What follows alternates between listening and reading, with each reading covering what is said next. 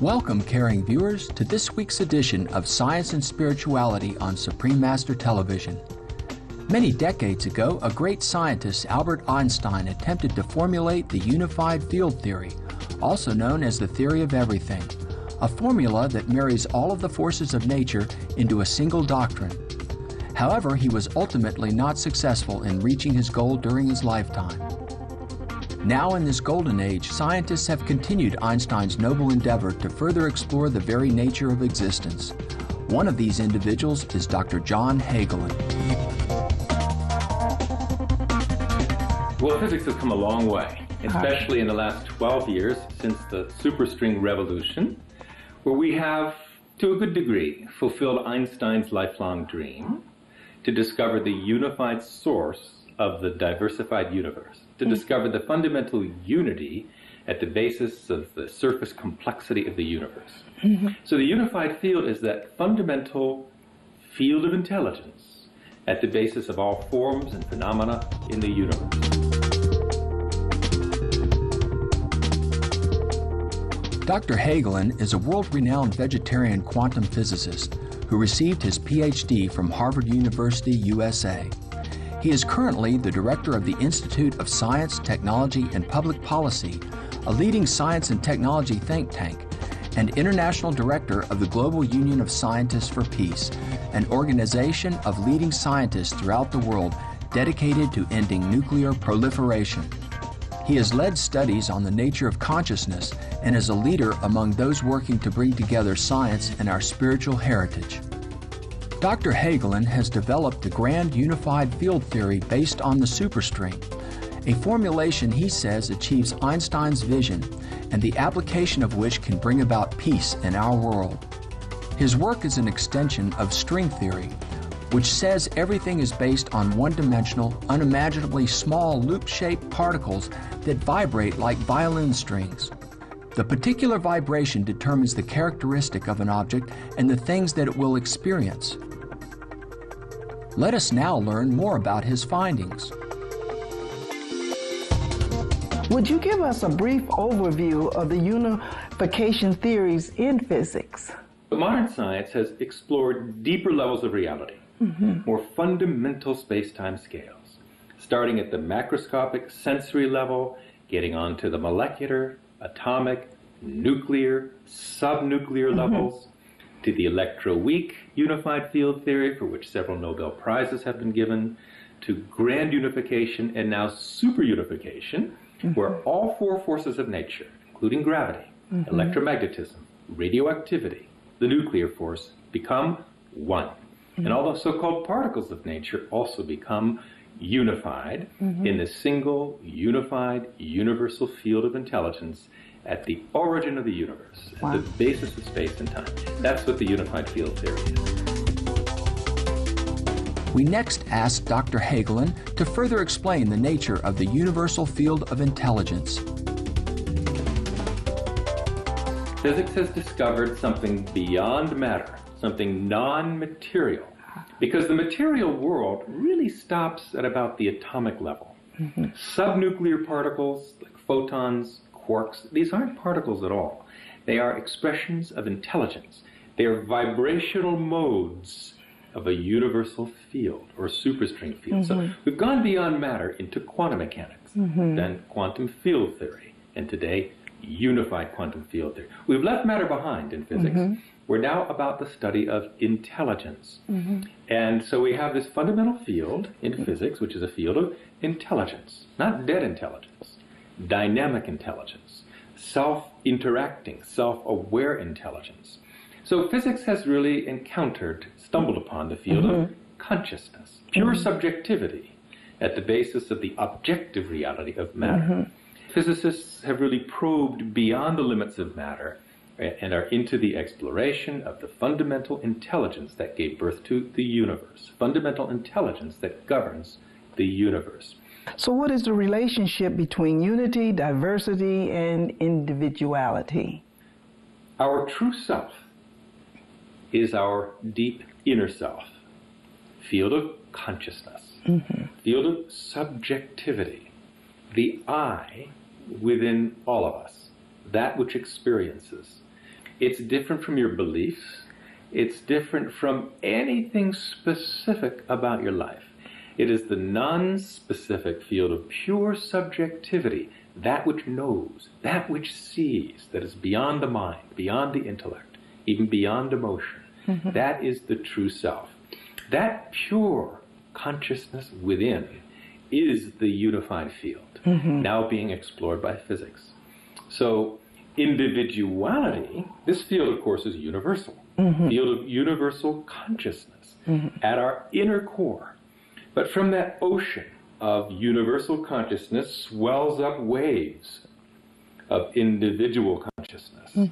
From individual consciousness, ego, comes individual mind, individual senses, individual body. Individuality is just a localized wave on the universal ocean of being, universal ocean of consciousness. In meditation, for example, effective meditation that takes you all the way to that level of universal consciousness, in meditation you experience the universal, unbounded nature of consciousness, our universal self, and you experience the emergence of individual mind, individual self, individual thoughts, and body from that universality. So modern science is in a position to say, yes, that's true, that's how it works. But long before the superstring, the ancient sciences of consciousness and the deep philosophical and spiritual traditions of the world have talked about the fundamental unity of life. And have even given techniques of prayer or meditation, not any prayer, not any meditation, but specific techniques of meditation that actually take the awareness so deeply within that our inner universal silent self is open to direct experience. For years, physicists have searched for an all-encompassing unified theory, a theory of everything, or a coherent set of laws that describe all forces of nature.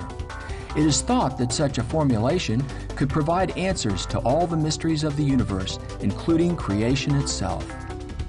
Dr. John Hagelin, a respected vegetarian quantum physicist from the USA, has developed the grand unified field theory based on the superstring, which he says reveals the ultimate unity underlying all life, confirming the timeless wisdom of the ages. We asked Dr. Hagelin what his findings mean for us and whether we can tap into this unity to better our world. How can one access the unified field, the super unified field? Even though we all have consciousness, by virtue of which I can see you and hear you in this, consciousness is necessary for any experience, but consciousness itself is unexperienced.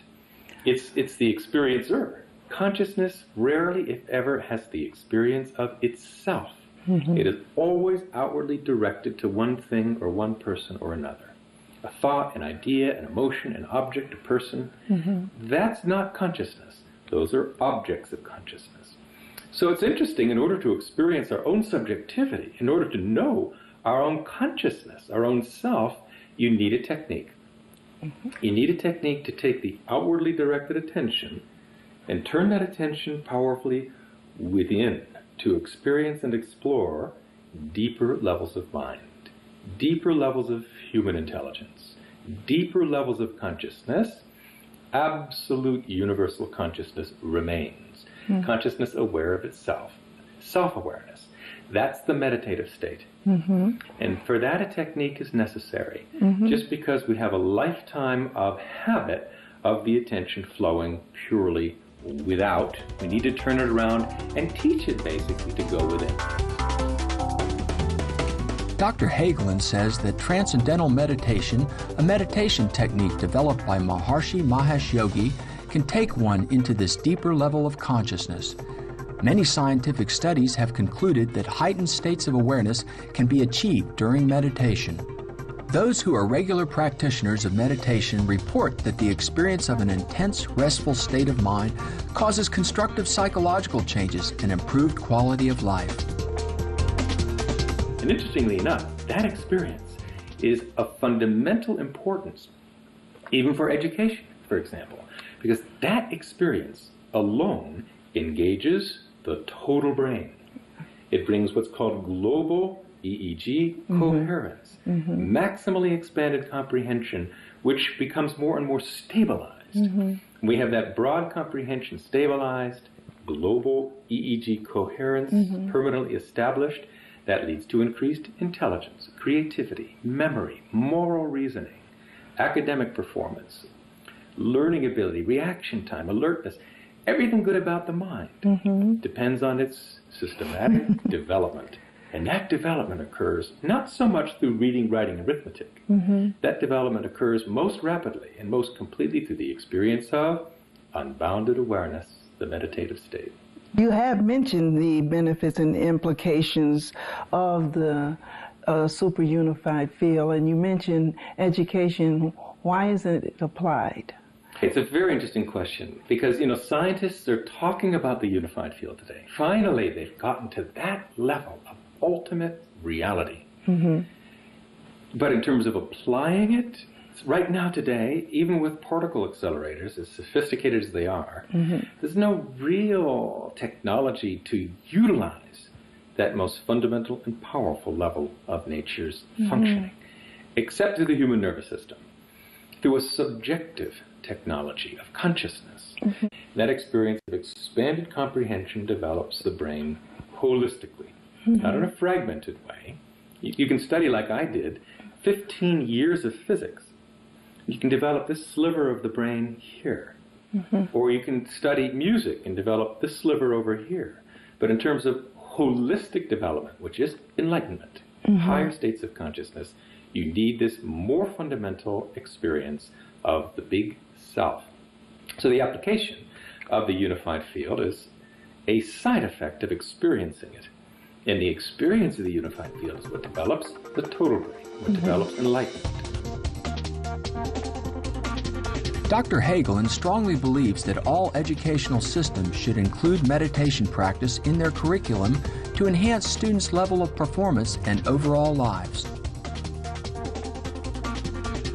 There are maybe 700 studies published in the world's top scientific journals showing that this experience, the meditative state, develops the total brain, develops IQ, improves learning ability, gets rid of ADHD, which is a terrible epidemic today. We've got to have something that will really work, and to give our children a chance, especially children who are locked in these pressure cookers of stress, give them a chance to really succeed in life. It has been in place long enough to have done a lot of published research already showing improved academic performance, radically reduced suspension rates, increased graduation rates, better self-esteem, less violence, less fights, less disciplinary infractions, and so forth. In fact, there's one school in San Francisco which was notorious for its violence.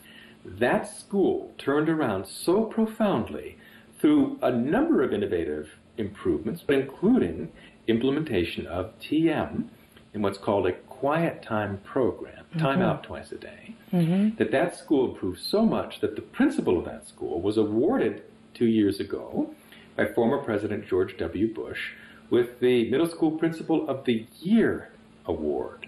Most successful principal of the country awarded that because of his ability to turn that school around, and TM was a critical component of the transformation of that school.